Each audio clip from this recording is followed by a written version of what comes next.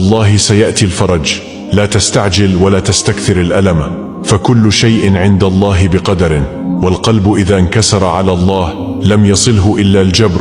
دعها لله واتركها لله، ليس الهم إلا اختبار، وليس الصبر إلا نصر يدخر، فالله يمحو بالصبر ما لا يمحو بالدعاء، ولا الشمس إن غابت فلن تغيب إلا لتعود أجمل. لن تضيق نفس كان الله معتقدها، فإن ضاقت بك الدنيا فاعلم أن الله يوسعها، واذكر دائما أن الأيام تتبدل، وأن العسر لن يدوم، وأن اليسر قد كتب بعد كل عسر.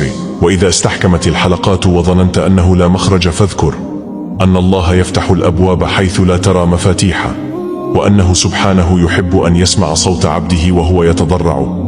فارفع يديك وادع بثقة، فالدعاء سيف المؤمن. فاصبر، فالعسر يبتلى باليسر. واسكن، فما أغلق الله بابا إلا وفتحه أجمل. واعلم أن كل شيء يمر، وأن كل هم سيزول. احتسب صبرك واستعد للفرج، فقد يناديك وأنت لا تشعر.